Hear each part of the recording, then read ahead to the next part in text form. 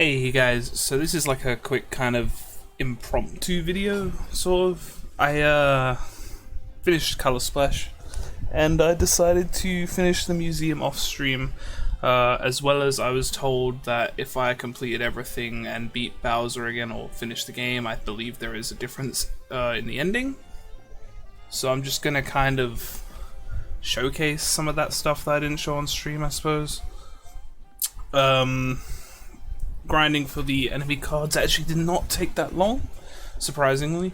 Most of it I basically got in a few hours, to be honest. I should probably, if I'd have known it was going to take that, be that quick, I probably would have just streamed it, but I just kind of spent the evening doing that. So, difference immediately is obviously it's now lit up and there's some toads. He does not give me any more statistics, he just kind of says, cool Mario, you're a great guy.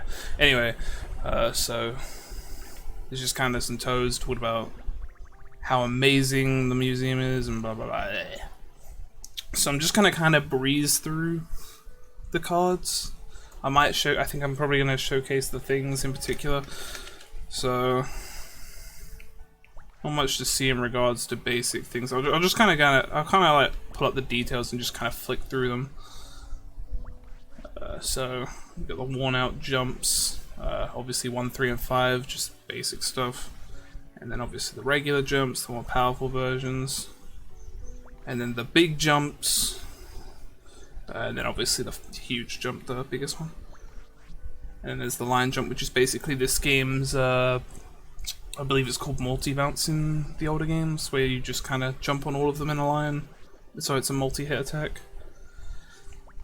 Obviously, small, big, huge, same as always. Then there's Hop Slipper, which is basically just, yeah, a 10 bounce. Pardon me. So that'll be Hop Slipper 1, 2, and 3. Then we got the big Hop Slipper, which I don't believe I ever used the big Hop Slipper or the huge Hop Slipper in my playthrough at any point. I think I only ever found one of these cards actually, and I just put it in the museum.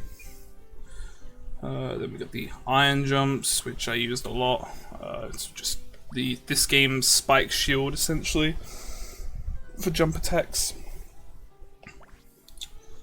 And then you've got the big and the huge. Common trend, just small, big, huge, and the smaller ones have multi-hits. Spin jump I did not use much in my playthrough. I used it a couple times, but it seemed pretty good. Seems like a better iron jump, to be honest, but I kind of just ignored it. Unfortunately, if I should really have tried it more, but I just kind of didn't. And then we go into the hammers, which is basically the same thing. It's well worn, 1, 3, 5, and then the regulars, which is 1, 2, 3, standard. And then you got the big hammers, obviously. I figure that if you want to read the descriptions, you can just kind of pause the video. But I imagine most of them are quite samey. Then there's the huge. And then there's the KO Hammer, which I really didn't understand in my playthrough, I don't feel. Like, it says it damages multiple enemies if executed well, but I feel like most of the time I use this thing, it kind of didn't do that. I don't know if I was using it incorrectly, probably. So then you've got the regular, the big, and the huge. And then Eat Hammer, which is apparently, I mean, well, not apparently, it's basically the hammer version of the Hop Slipper, which I used a couple times, but not very often. And there's a 1, 2, 3 variant of those. Then you got the big Eek Hammer, and second big Eek Hammer, and then the huge one. And then this game's Hammer Throw, the Hurl Hammer, which basically looks like the Iron Jump, but in hammer form. So, 1, 2, 3. Big, oh, I dropped my stars. Big Hurl Hammer and huge Hurl Hammer, which it says it's super strong. I don't know if that means it's actually more powerful than regular hammer. It's kind of hard to say. Blaze Hammer, which I almost never use. There's actually, I'm surprised there's no big version of this.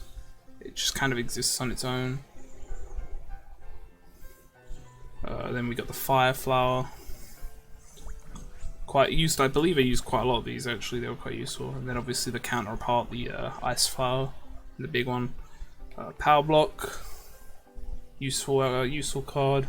I actually use this to get the Dry Bones card, which we'll look at later. I'm gonna browse through all the cards. So then we got the healing items, the mushroom, the big mushroom, the mega mushroom. It kind of bothers me a little that the side of this mushroom is off screen and it's not really centered, but it's whatever. And then the one-up mushroom, which for over half of my playthrough, I'm gonna be honest, I thought was a you use it and if you die on that turn it brings you back to life, but no, apparently it refills your paint, which would have been really useful, I imagine, in some places, but at least now I'm aware of it. Then we got Tail, which obviously we use to beat Ludwig, I believe, with the boat boss. And I draw my silence again because I'm a professional, of course. Then we got the Spike helmet, which I don't recall. I know I used it, but I don't think I used it very much. And now I'm just trying to find my stylus, which, there it is. It's all the way across the room somehow. Then the frog suit, which I don't believe I actually ever used, so I don't actually know what Mario looks like with the frog suit on. I wish I could find out, but there's nothing. There's no way to test it in the museum.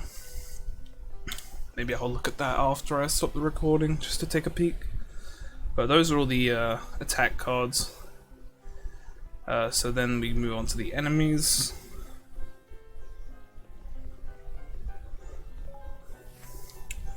So there's quite a lot of enemies. Essentially, we've got the basic Shy Guys, red, green, blue, yellow, pink, which is a common theme, because immediately after that it goes into Slurp Guys, so the guys with the straws, and again it's red, blue, yellow, which I just noticed actually now there's no green or pink Slurp Guy, and that's interesting. But then you go into Spike Guys, and then there are the green and pink ones. So apparently there were no yellow and purple, not yellow and purple, yeah, green and pink Slurp Guys, just for whatever reason. And then well, this was probably one of my more annoying cards to get, the Roller Guys. Red Roller Guy I got like 10 of before I finally got my pink Roller Guy card. It took probably the longest. A Sombrero Guy I got pretty much immediately. And then we got the Shy Bandit, which I was told by, I believe it was, I want to say it was Wayoshi in chat during my stream, that if you use this enemy, or if you use this card on a enemy, you can get a card if it finishes them off, which I did use for a couple. Then we got the Goombas, so just your basic Goomba, and your Para Goomba, and then the Bone Goomba, which I don't really remember seeing all that much. Then it's the Koopa Trooper and the Koopa Paratrooper, and then randomly next to it we got the Swoop, I suppose. And then we start getting some of the more traditional enemies, like, I mean, obviously Goomba and Koopa are traditional, but a lot of the they're less Shy Guy oriented, I guess, and more just general Mario. So you've got Cheep Cheep, Blooper, Spike, which is interesting because Spike, he kind of went on hiatus. Like Spike, he was like an SMB3 enemy, if I remember rightly, originally. And he just kind of vanished for a while, and then in more recent years, he's just kind of shown up again. Not sure why that is, but Dry Bones, probably one of the more annoying cards to get, because so basically to get this card I had to, because when you defeat a Dry Bones they don't actually poof and you don't get XP. I had to use a POW block and then use the Shy Bandit to finish him off, which fortunately was, I got it quickly, but it was one of the more technical cards I had to get. Essentially, it required more of me. Then we got Boo, and Scaredy Rat. Well, I don't like this enemy. Ninja, Fuzzy, And then moving past the basic enemies, we go back from Shy Guys at the start. Now we're moving into Sniffit territory, which is essentially the same kind of thing. So we've got red, green, blue, yellow, pink. And then the Slurp Sniffits follow the same trend where there are no green or pink ones, it's just red, blue, and yellow. And then the Spike Sniffits again follow the same trend where the green and pink then return, which seems really bizarre actually. It's kind of odd, but no, I don't know. No clue. You got Spiny, Buzzy Beetle, if I can click it. Spike Top, which I actually didn't realize these things were called Spike Tops until I put the card in the museum for the first time. Rocky Wrench, which again, this is another anime I didn't actually know the name of. I thought it was Monty Mole, or I figured it was just a Monty Mole, but apparently they're different. Then we got the Pokies. I did not like this enemy at all. They were very annoying in the playthrough, mainly because they just wouldn't stop spawning, but hey. Bob-omb, Lava Bubble, Fire Piranha Plant, and then Patui, probably my favorite enemy name in the game, Patui. I can't remember, I think these ones were also in SMB3 first, where they just kind of shoot, they were in pipes and they would just kind of hover these damaging orbs or whatever they are in the air. Dino Rhino, Super Mario World enemy. Hammer Bro, Boomerang Bro, Fire Bro, and Ice Bro, which I'm not actually sure. I've never seen an Ice Bro, I don't think, outside of this game. I don't know if that's a unique enemy to this game. You know, I'm sure I'll probably have someone comment saying I'm wrong or whatever. I'm not really that bothered. I'm just kind of more showcasing it than trying to be informative here. Just so it was, the playthrough is completely finished. Then we got the Juggler Bro and the Circus Bro from the circus stages. Sledge Bro, and then Kamek. And then the final page, the Koopa Kids, or Koopalings, as they're more officially known now, I believe. We got Morn, Iggy, Ludwig, Wendy, Larry, Lemmy, Roy, and then the final card, which you have to beat the game to get, Black Bowser's Castle, which, spoilers. But I would assume by now you've probably watched the playthrough, so you spoiled yourself. Okay, that's all the enemy cards. So now it's just the things. I don't know. You know, I will showcase the thing animations. This will probably be a quite. I mean, most of my videos are usually like an hour long, so I'm fine with showing all of these off. So there's 3 pages of them. Here you go. Exhales a torrent of CO2 that can quell any flame. Press Y to view the thing in 3D. Pretty neat. And now we will show it off. I believe I remember the action command timing for this. So unfortunately you can't see, but I have to paint it in manually. But then we can put it up on screen.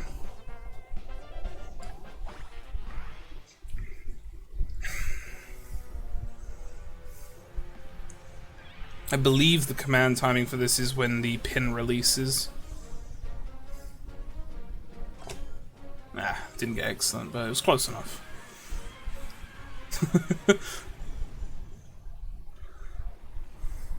These attacks are some of my favorite things in the battle system. Alright. So then the next one would be the fan, which I never figured out at all. The blades inside rotate at high speed to create a nice breeze in 3D. This kind of looks like... No, my fan doesn't have dials. It's a bit smaller than this one. Anyway. Unfortunately, I do not know the command timing for this one. So it will just kind of do its thing. It should, I mean, they're just Goombas, so. This one made me laugh when I first saw it. I think it's one of my favorite ones.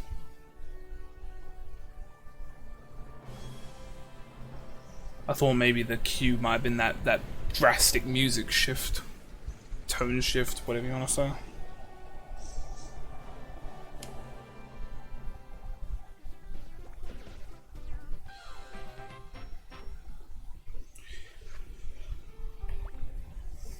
Alright. The plumber's weapon of choice, push down on the shaft to unclog even the cloggiest pipes. This is of course the plunger. Amazing. This one I think I only used once in my playthrough and it was quite interesting. I know Philly did not, well not, Philly was kind of confused by this one.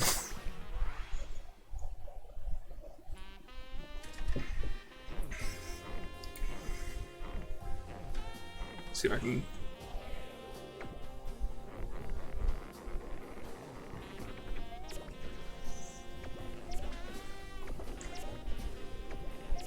There you go. I don't know what the timing is on that one, but it works. So next is lemon. Adds a little zest to any meal. If you've never seen a lemon before, this is in fact what it looks like. I can confirm I have been to a store before.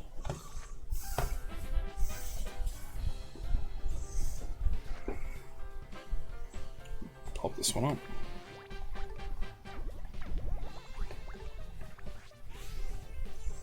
I got the action command on this one at least once, but I don't know when it is. I just kind of mashed. It's there. Thought so.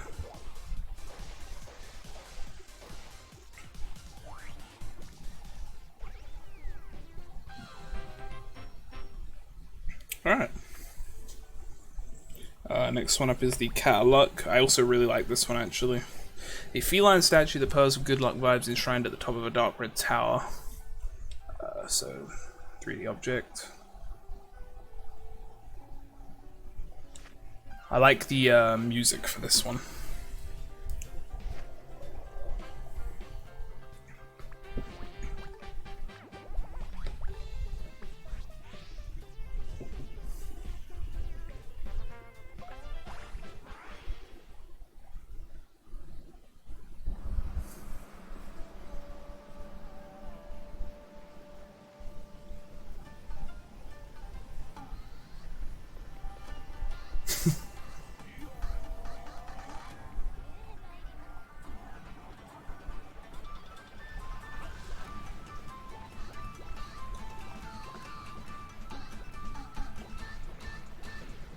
I don't really know the timing on that one. I'm pretty sure you're just supposed to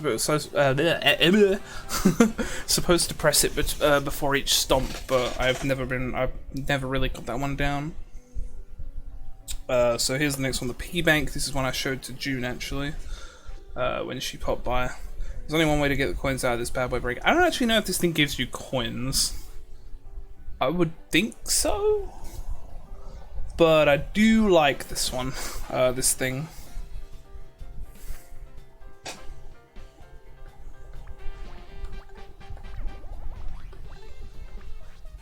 There we go.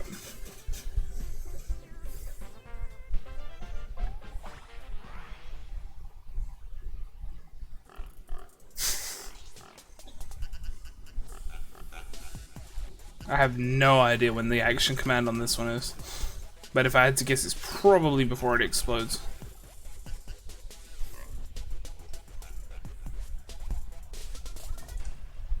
There it is. That was good.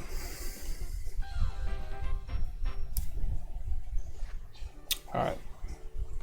Next one down is the bone. Favorite snack of round pets with sharp teeth, high in calcium. And this is the bone in 3D.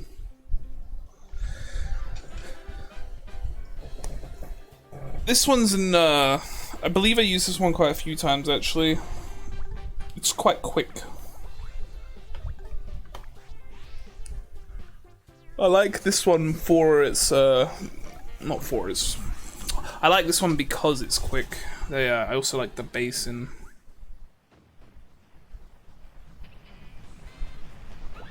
Which we'll get to in a sec. I have no idea what the action command timing on that one is.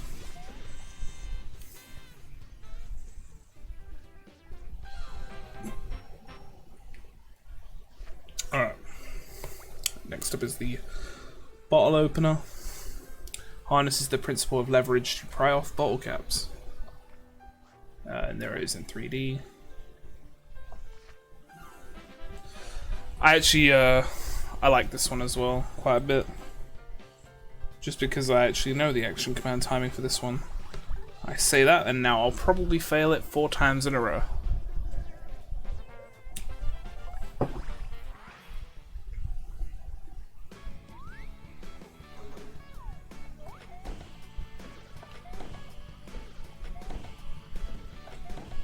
Well, I got something for all 4 times.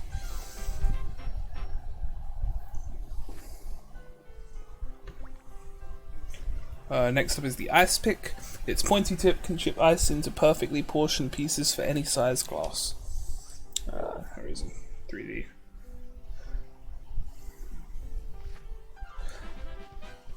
I was thinking about maybe saying where these things actually come from, if I remember. I believe this was in the Golden Colosseum. But chances are I probably won't remember where all of them were. Maybe. Though the playthrough is still fresh. I am actually recording this at 4:30 in the morning because I know when to go to bed.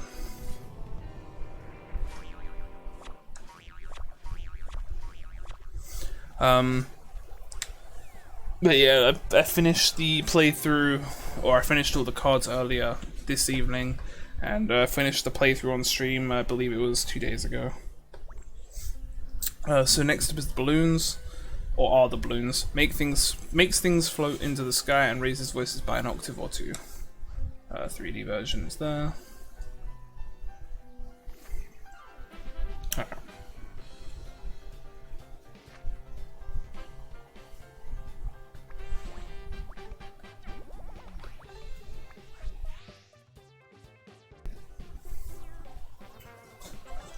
I have no idea what the action command timing was for this one, but I do like Birdo's guest appearance in this game. Can't remember the last time I saw Birdo in a more recent game outside of, I want to say, honestly, the last time I really remember Birdo appearing outside of a sports game was in Superstar Saga, I think. But I'm sure there's a more recent game that she's been in that I can't think of off the top of my head. Anyway. Next up is the teapot. Both the balloons and this thing were found in Plum Park. Near each other, actually. Used to steep and pour tea at fancy tea parties. 3D version is here.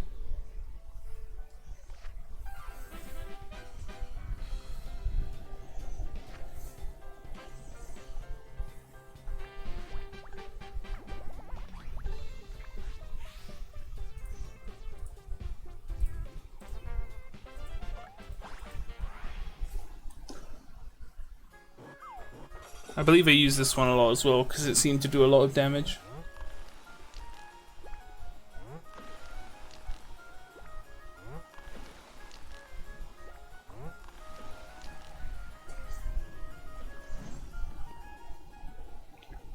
Pretty standard all damaging thing. Just moving swiftly onto the turnip. This turnip was blocking the pipe that entered the, I believe it was the, it was either Sacred Woods or the Mondo Woods, I forget. This turnip is so big that you can't pull it out without 26 hands at a big heave-ho. So the 3D version is here.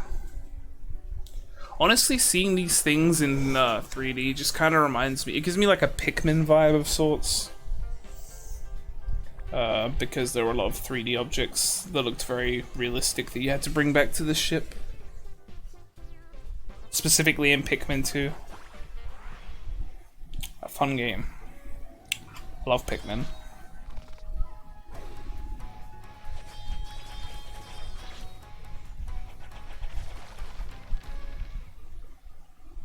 Don't know the action command timing on that one.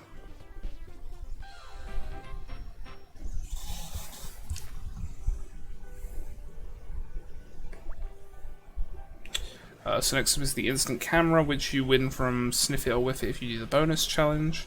The future of personal photography, selfies so real you'll begin to question reality itself. I always dreaded when this one showed up in the battle spin, because it doesn't actually damage anything.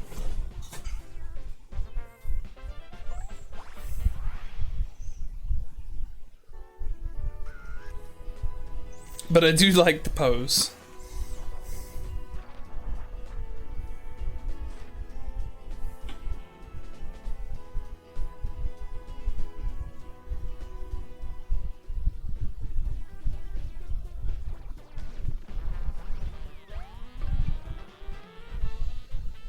Also say what happens now, because I can't actually defeat him. Anyway, moving on. The basin, which you get from the Fort Cobalt. Or Cobalt Fort, depending on, I forget how it's named. An extremely heavy bathing aid. Dropping this on an enemy's head might just knock it out. So, I like this one because it's very fast. And it amuses me just how direct it is.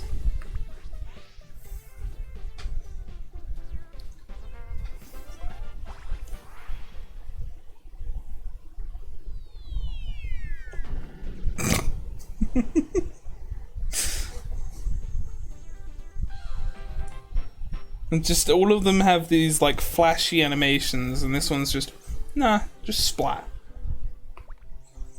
So the battery, this is actually another one of my favorite ones. Contains enough energy to power household items and such, and is the 3D rendition.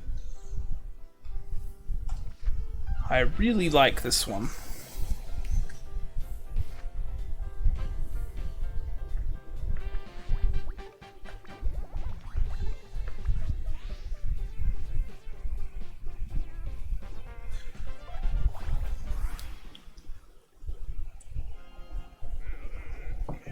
I actually read the manual in I read the manual in post game. Apparently, this song is a German song. I can't remember what the words translated to, but it did tell me. Unfortunately, could probably find out actually. Should say. Here we are, about the battery. It says, the battery song is actually in German. Listen really closely and you'll hear it. The lyrics are, listen up you fools, listen to the battery. There you go. Right, next up is the compass. This was found on the ship for the Violet Isles segment of the playthrough. Directs lost travelers to their destination. Not particularly a fan of this one. I actually forgot to show it in 3D. I'll do that after the fight, because this one kind of doesn't. this is basically a runaway. It's a guaranteed runaway, which I don't know why you would want that, but it exists.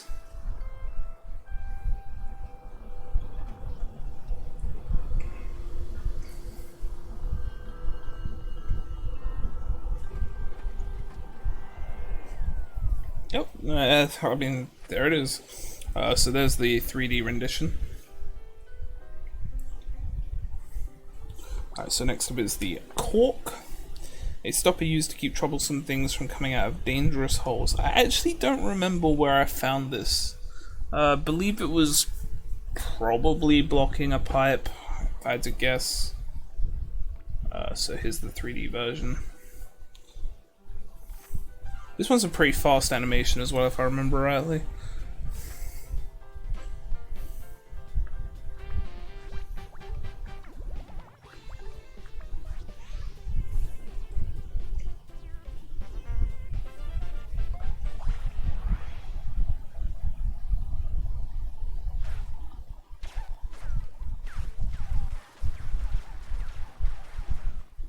I have no idea where the timing on that one was. Anyway, that's the cork. So here's the washing machine. Next, swishes water and agitates clothing in order to remove stubborn stains. Here's the 3D rendition. I believe I found this on the... It wasn't the Lighthouse Island, it was the Vortex Island, that's correct, in the parallel universe.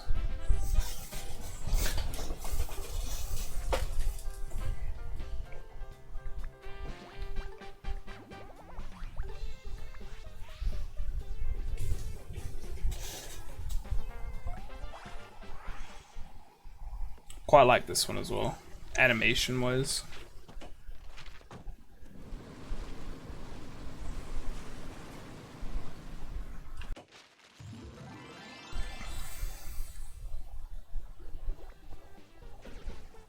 And then gone. Alright, and next up is the light bulb, which was found on the Lighthouse Island in the Violet Island segment. Harnesses electricity to illuminate darkness. Sunglasses recommended when handling. The 3D rendition is just a light bulb, nothing special. Kind of curious if I can turn it because there's some writing on the top.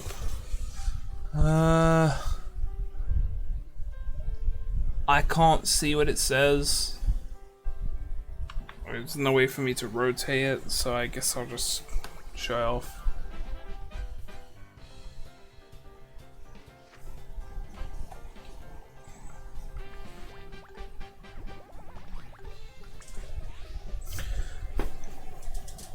This one's quite quick.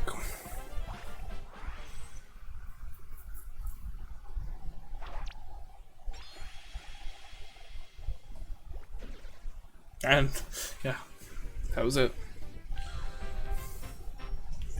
Kind of curious what that said. So next up is salt and pepper. This was found in on Fortune Island in the parallel universe, I believe, should be. Seasons even the blandest of meals. 3D rendition is just these. Nothing special. I actually thought these were chess pieces at first, I wasn't sure. So this is found in the room where you fight Wendy, but in the alternate dimension universe, whatever you want to call it.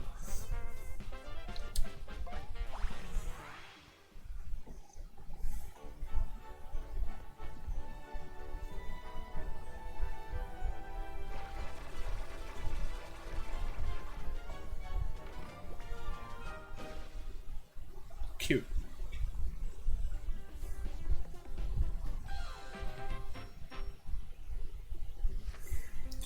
Alright, last page of things. So here's the charcoal grill, which was also found on Fortune Island in the parallel universe. Grills food to perfection. 3D rendition is here. So this was basically when what the legendary captain was cooking on. And then we squeezed it.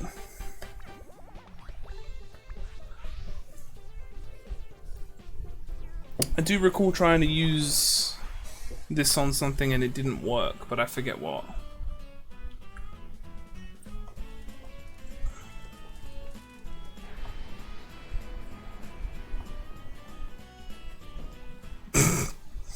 And they're gone.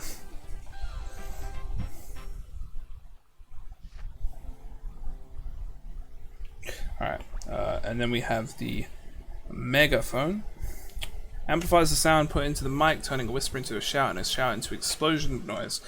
In 3D rendition, you can see it says Mario on it. Probably says some other... I can't tell, does it say anything else on there? I can't stop it spinning to check. You can't seem to stop it. So, interesting little tidbit about this thing.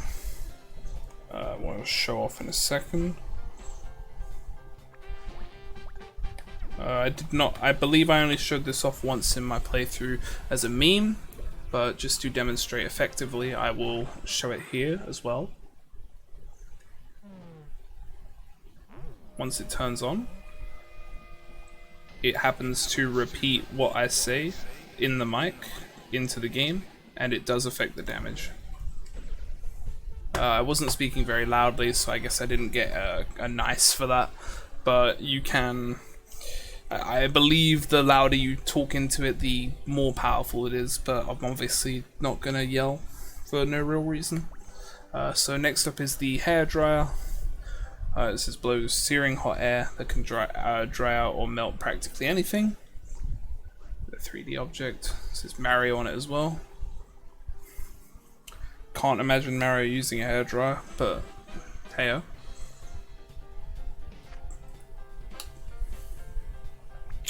Alright.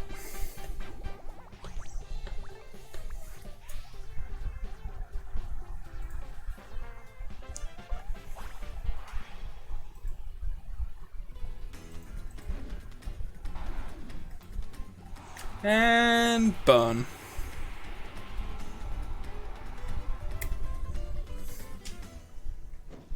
Poor Goombas. They never stood a chance.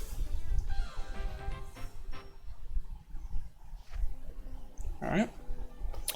Next up is the magnifying glass. I believe this was in the fridge or freezer in the grill.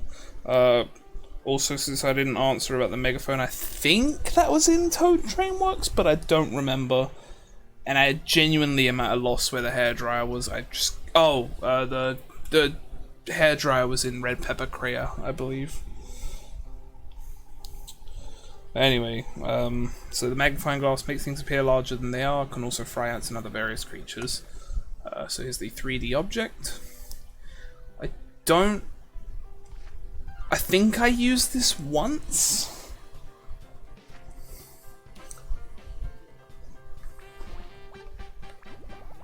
I feel like I used all of them in the playthrough, but I'd like to have this video as like a kind of...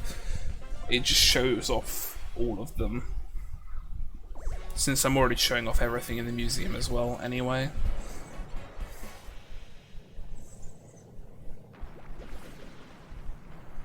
I quite like that.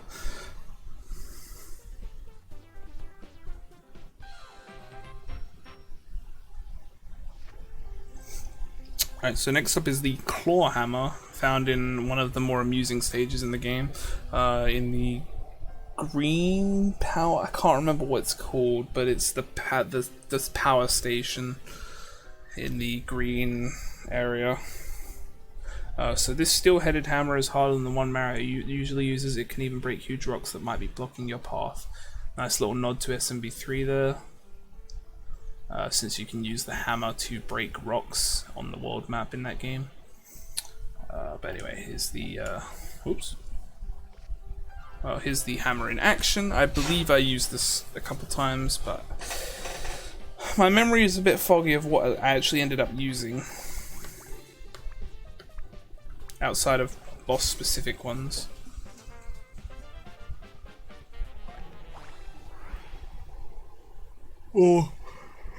Oh, sorry, pardon me. Outside of required battle usage ones, such as salt and pepper and the grill and all that stuff for the steak.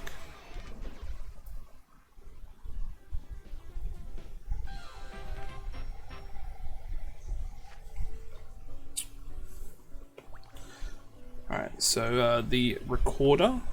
The pleasant nostalgic melody makes you feel like you're being whirled into the sky. So this is also found in the green power station. It also says Mario on it as well. So another thing for this this specific thing is apparently mashing buttons makes it do more damage. So I'm going to just spam the ever-loving crap out of my gamepad for a second when this goes off. See if I can get an excellent here.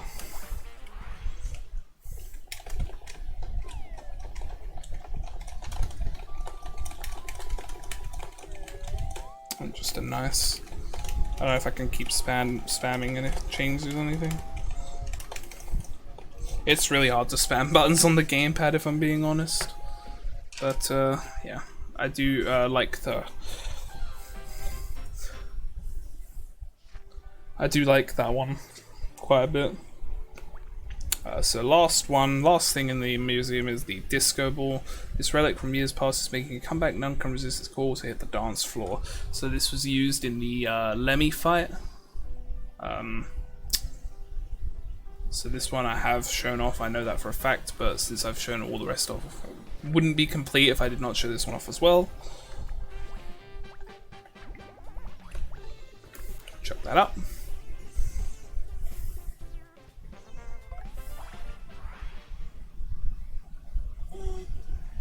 Oh, that's my phone going off.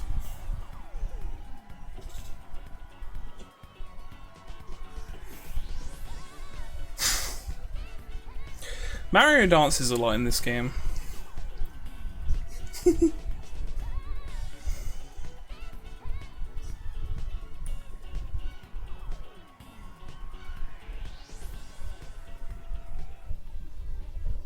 Getting down. Alright. That is all the things. So we're almost done in the museum. I'll show off the other two areas. Which I didn't really go into these rooms much in my playthrough, or I did not enter this room, I don't believe. So this is the sound gallery, sound test room, whatever you want to call it. From clearing spots in certain rooms. From clearing spots in certain areas, sorry, you unlock more music. There's a toad here. I do love the little jokes. So, as you can see, if I pick something, it'll play anything essentially. So this Prisma card, where these are all the Prisma. These are all just like the Prisma Island tracks. So there's tracks for pretty much every level in the game. There's also at the end there is a special, which is basically some bonus tracks on the side. So you've got like the main theme of the game, the Shy Bandits theme, and then the Prisma Splash, which I'll let play for a little bit because it's nice.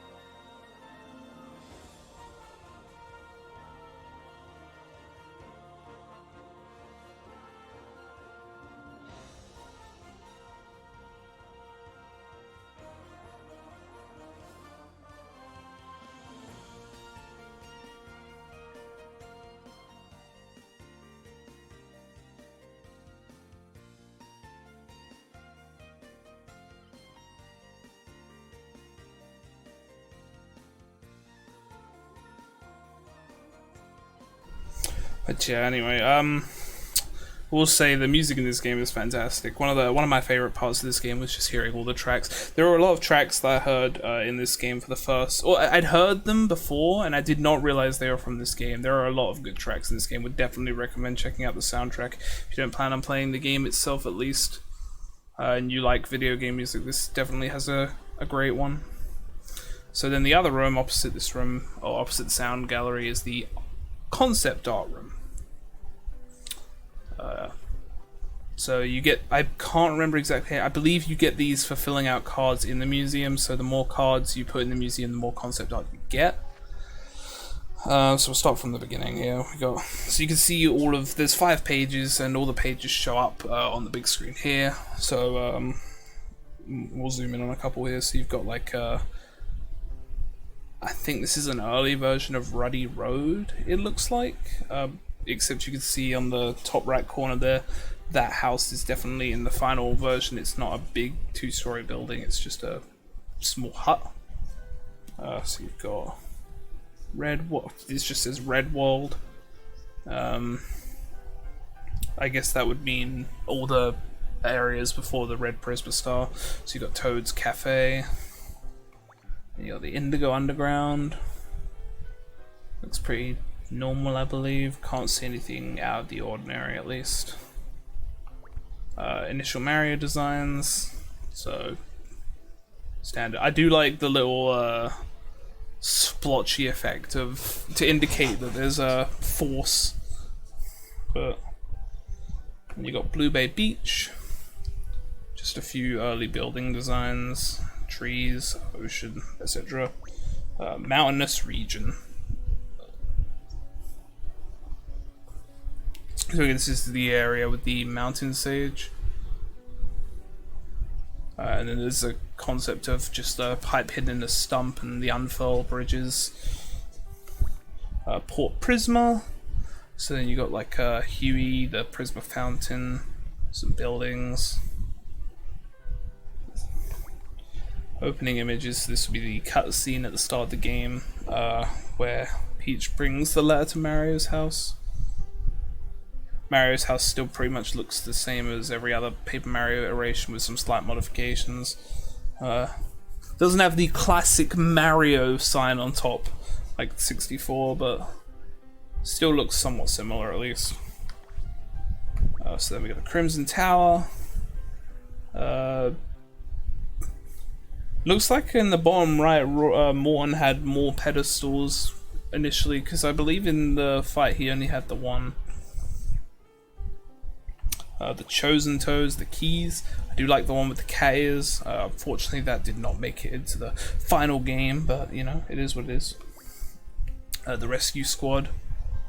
Do not like the bottom left one for reasons of it being similar to Captain Toad, but we'll move on. Marmalade Valley.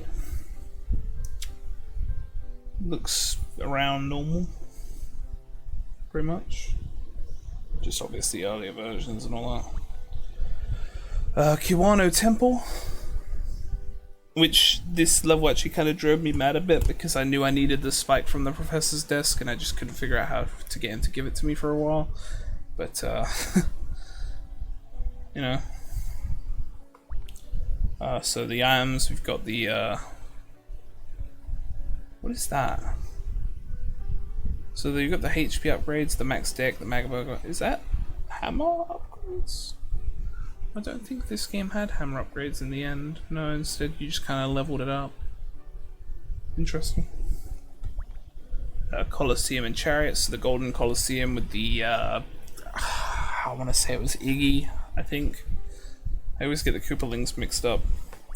The boat Princess Peach came in on. Did not realize the royal insignia on the boat in the main game. That's pretty cool.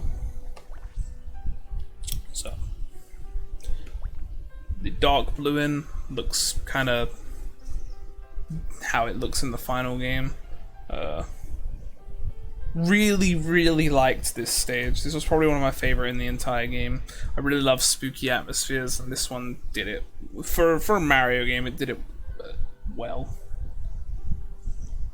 So the Rock Paper Wizard kind of looks like a derpy looking Dupless on the left, and then over in the bottom right you can see it kind of start to look more like a Toad.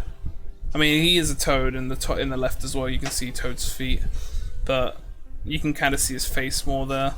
And the final version of the Rock Paper Wizard isn't on here, where he's just very obviously a Toad. The Shy Bandit, must say, do like the final version of the Shy Bandit the most. The one on the left at the bottom looks like an old granny. So not sure what's going on there. Rochambeau Temples. So these are actually interesting because it looks like they, the Rochambeau Temples were actually originally going to be very different, but I guess they just kind of decided to scrap the concept, maybe through lack of time or something else. So then there's Plum Park. Quite like the bottom image of the nighttime, just the Plum Park at night. Plum Park's a pretty level. I kind of wish the paths weren't so white in the final version, but that's, you know, it's like a minor thing. Sniff It or Whiff It. Kind of interested in what that question mark. I'm guessing maybe it was like a tile flipping. Oh, actually, I think that was in the final game. I think I did do that. It's hard to remember. Long game. Super Lud ship. So this pretty much looks like the final version, just kind of like the I don't know, just the design. It's pretty, looks basically how it does in the game, essentially. Forest areas. I like the doodle Goomba in the middle. I'm quite amused by it. I like the giant coin sketch as well, and how they've kind of died out to be like, this is where the bottom half is. Yep, that's Mondo Woods basically. Toad Train Works. Looks pretty much like what I'd expect. Is that like an actual photo of some paper in a cube form at the bottom? I can't tell. It's quite, I don't know. So Toad Train Works just kind of looks how it does in the actual game, except I do notice at the top of the stairs in the top left picture that there's no ramp leading downwards, it's just a straight path. There's probably a few minor things that I've just kind of forgotten detail wise here, but that stuck out at least. So the captain's ship. Not much to say on this one. I do like on the bottom right corner, I do like the middle picture with the toad with the eye patch. But not much to say on this one. The train model, I guess, for the Sunset Express. I did not realize originally there was going to be there was an orange version. Seems about standard concept art, not much to see here. The Violet Isles. I really like the skull.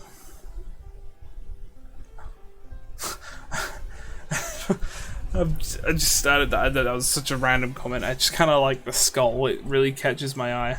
I like the little doodle as well near the bottom of to indicate that a trap door opens. Poor guy's foot just is a red scribble. But Tangerino Grill is next.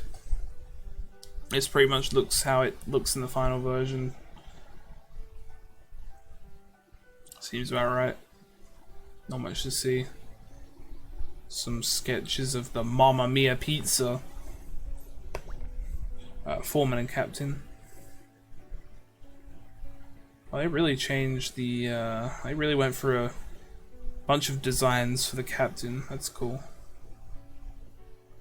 I kind of like the middle one a lot, like the black mushroom with the yellow spots. Quite like that. Hole in the Sand. Let's see. I hated the first part of this level, but I liked the Sniffit hideout. But that first part with the Pokies was probably one of my least liked parts of the entire playthrough. Prototype Course 1. So this looks like, if I had to guess off the top of my head, this kind of looks like Kiwano Temple. Maybe. But it could also be Red Pepper Volcano because there's lava. I just think Kiwano Temple because of all the spikes and the tiled floor. But it could just be, it could be anything. So now we've got Bowser's Castle exterior.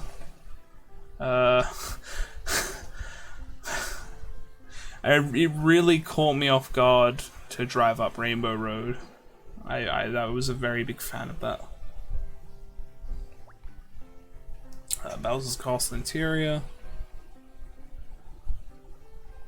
It's interesting to see the gloomy final version of the hallway compared to what looks like an early version without any shading or lighting or anything. Bowser's Throne, I think, I would assume, in the bottom left corner, and just a couple of other sketches. Like Bowser's Factory, Looks about the same. Seems like anyway. Just a few early artworks here, for a few pieces of early artwork here. And then this Bowser, which I can't tell if the top right. I mean, like in the top left, he's wearing a cape, and I'm assuming that the top right is also the same cape. It just looks very bizarre. It amuses me. I like how derpy Bowser looks at the very bottom in his very initial, or these very early doodles. Well, not doodles, but you know, sketches. I like how he looks in the final version now, with all the goopy dripping mess. I don't think he would have looked as good if they just kind of stuck with the middle row left, just with him kind of being darker and such. I quite like the one in the middle, the one on the right in the middle though. It looks very he looks kind of scary. The Emerald Circus. I don't believe in the final game the Shy Guys had hats. Kind of sad that they don't, but it is what it is.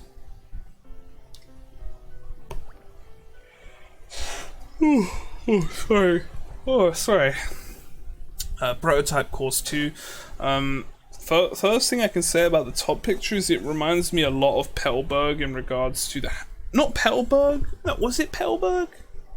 In Paper Mario 64, the house shape reminds me of Petalburg, but I don't remember if that's the name. Koopa Village, before the first Star Spirit. Those houses are very reminiscent to me of those. Don't really know what's going on in the bottom. Honestly, the bottom picture gives me Captain Toad vibes of some lower levels in particular. Red Pepper Volcano. So we've got some pictures of the bottle erupting. Not much else there. There is a doodle of something jumping into the volcano in the bottom right. A very long shaft there. Not really sure what's going on. And some early sketches of the moving platforms, the rising and sliding platforms. And the final thing in the concept art gallery is Inky Huey Prototype. I do not know what the heck the top row of drawings is. I do think the top left is a bit psychedelic. The top right is a bit cute. But then we've got some other things down below. Inky. I'm kind of curious how Inky would have functioned. It's interesting to see, like, they kind of tried to conceptualize a walking animation for him because of the way he's bobbing back and forth. So I guess initially maybe they planned for Huey/Inky to just kind of follow behind you in the real world, but they scrapped that, I guess, in favor of just streamlining it and making it easy. Not streamlining, just making it easier. That's all the concept art. That's the entire museum. So yeah. Oh, actually, I didn't talk to the Toad in here because this is crucial. We need to talk to the Toad. Worth. All right. So the last thing I'm gonna do is I actually already have cards prepped for this. We are gonna go and fight Bowser again. I believe he should be back. So off stream, I don't think I can actually go up. I think I need to ride Luigi. So off stream, while doing the card collecting, I did max out my paint hammer. Even though it can go up, it does not go past 600. So let's head back up.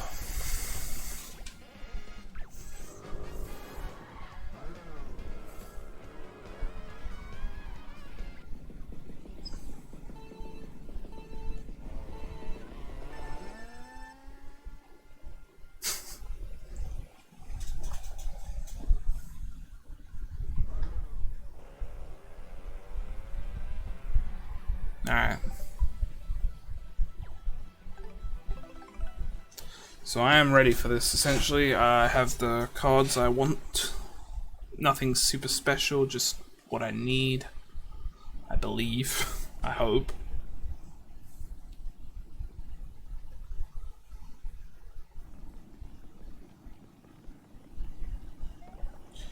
May as well pick up the extras right there.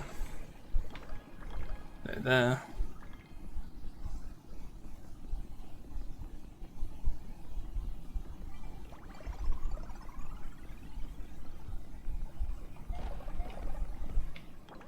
Alright. Lost save.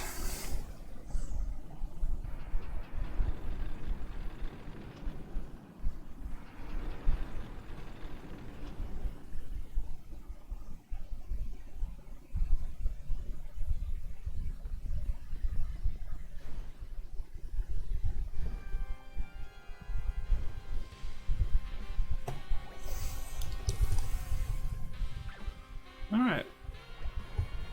I'm not really one to read out text in games, honestly, most of the time, because I just kind of feel weird about it. Especially since I've actually done this in the playthrough. So I'm just kind of gonna skip through it, I think.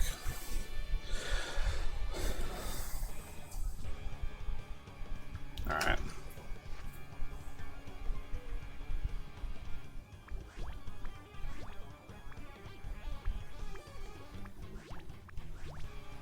How many hammers do I have?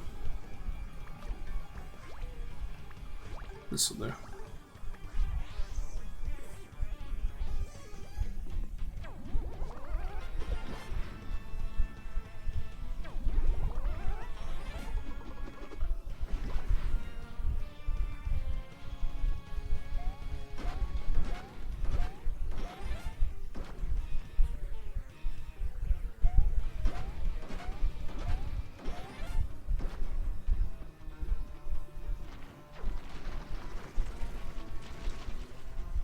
Whoopsie daisy.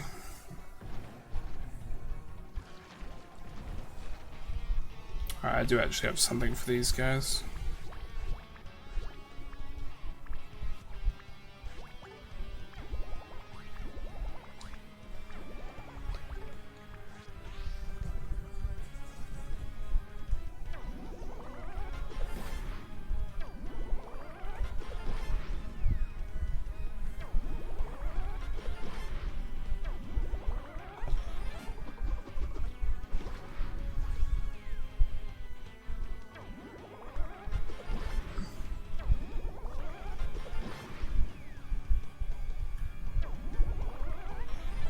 Oh, that's gonna hurt.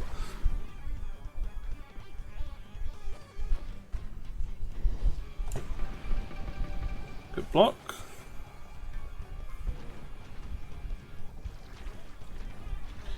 I believe I should be able to break through quite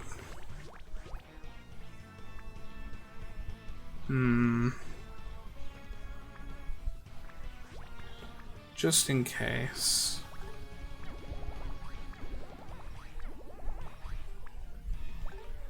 That should do the trick, I think.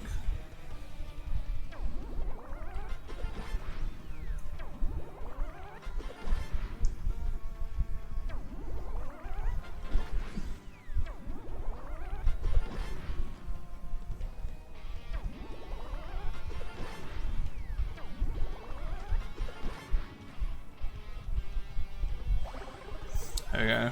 Refill my paint. I would have thought that would have been enough to trigger the Bowser dialogue, but I guess not.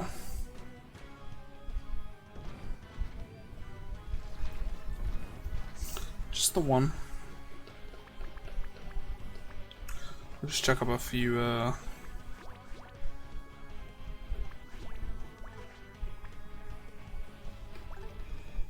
few of these. I would imagine this should be enough.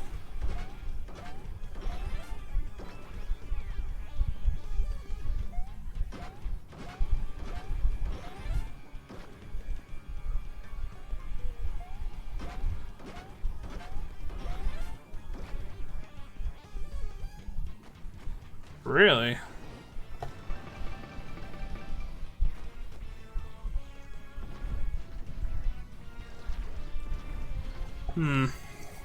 Alright.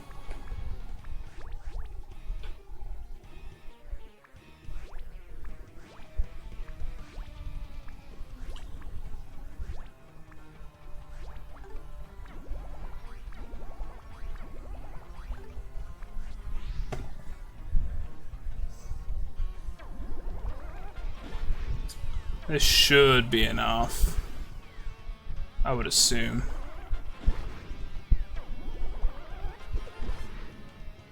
Yeah, easily. His eyes white, so I would assume that means he's back to his senses temporarily.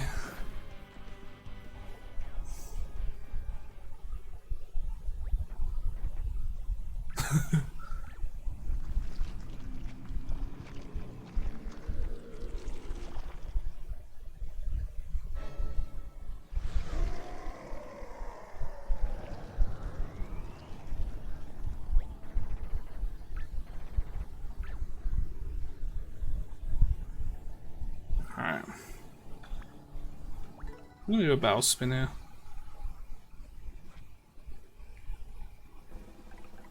I think it's in my best interest to try and grab some of these extra cards. I did stock up, but I may have underestimated how much I was gonna need.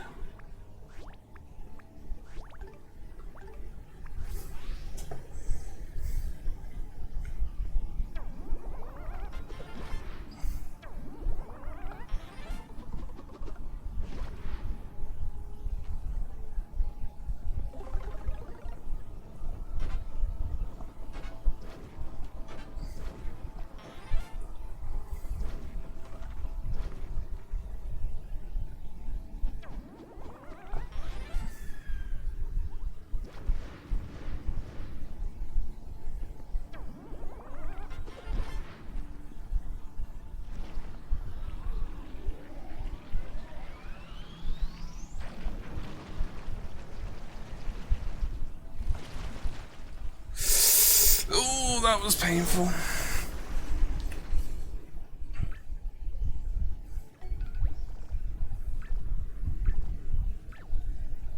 Alright, so now we are... Yeah. Alright, so Huey basically said he's going to turn himself into a card, and then, well, yeah. It's basically Sticker Star all over again. Where are my... There we are.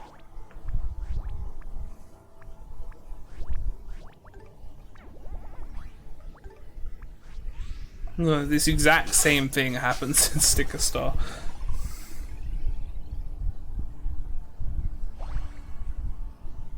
But it's fine. Because Huey's actually a way cooler partner than Kirsty, IMO.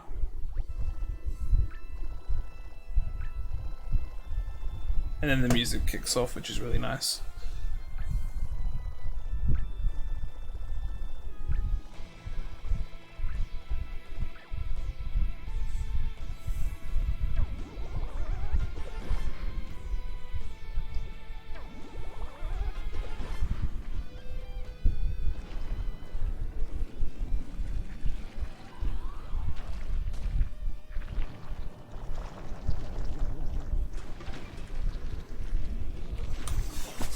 Nice.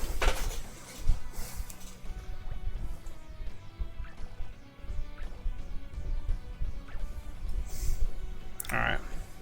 So now we're just gonna beat the shit out of him, to be honest. Since we're basically in the final segment of the fight.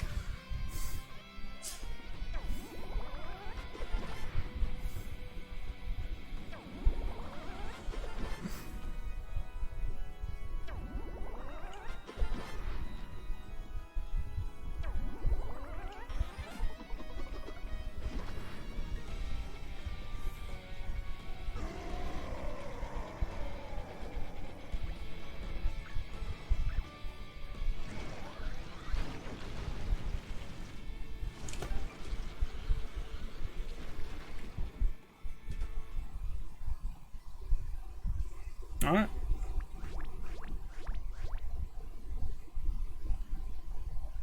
You know, just in case. I've got plenty of these, so I'm gonna use it.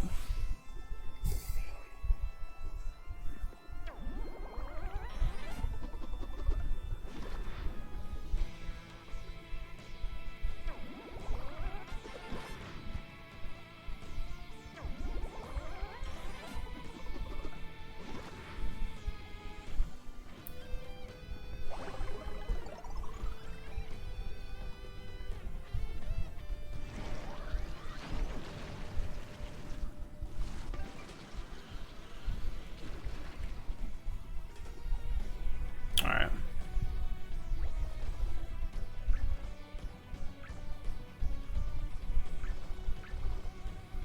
Yeah. On my shelf I got 150. Oh, fine.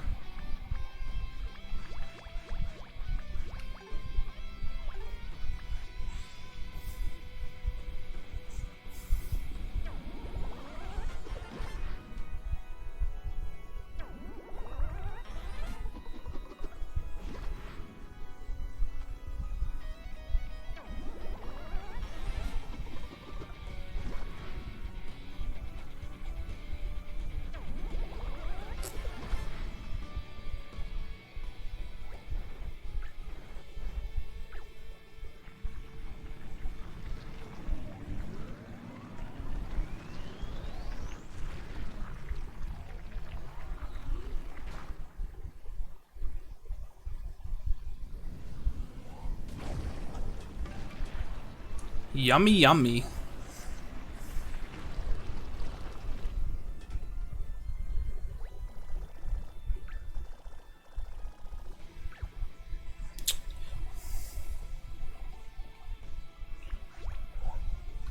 One last one.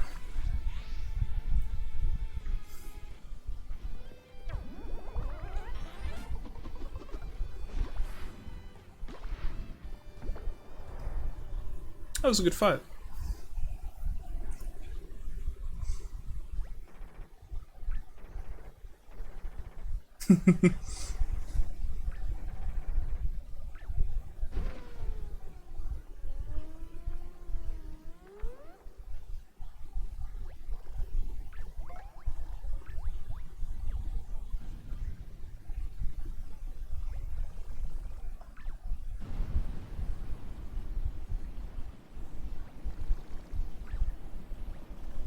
Alright.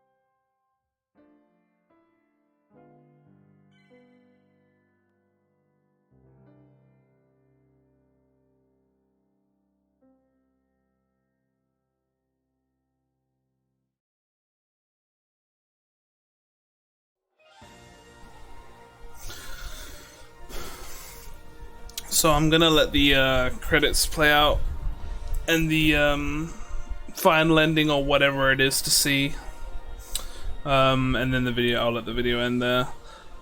I've had a few people ask me if I'm ever gonna do a run of this. Probably not. Any percentage, apparently the record is like 7.5 hours, so I think I'll probably pass on that, but I can't say that for sure. Maybe I will, but currently I don't have any plans to. In regards to how I feel about this game compared to other Paper Marios, this is like, because this is the only one I hadn't actually played. Liked it a lot more than Sticker Star. I think in my first episode that I put on the channel, I said that I was going in with a very open mind, and I think that paid off overall, because if I had gone in hoping for anything, I probably wouldn't have enjoyed this game as much as I did. I do think this game has issues. In regards to my actual experience, I would probably say that the Kamek incident, where I lost all my cards and reset, is probably my biggest gripe with this game. I don't feel like, not specific to my instance, but I don't feel like there should ever be a time when you can lose all your cards because the game gives you an unfair hand. I don't think that's something that should happen. That's bad. But it's a blemish, it's a minor blemish on an overall fun experience that I had. I do wish people had tried harder to not backseat me, because that sucked. And I imagine it probably soured my mood in some of the in some parts, because people just couldn't not tell me what to do. I did my best to ignore them, but sometimes, you know, it happens. Overall though, like I said, fun. My bit incentive for 1,000 Year Door has been met, and by the time this video comes out, it'll probably have already been played through on my channel, on Twitch. If you don't follow me on Twitch, I would definitely recommend it, because that's where you're going to see a lot of pretty much most things that come out on here there first. This specific video that you're watching now is probably the first time, I think, since I started streaming, that I made something specifically for YouTube.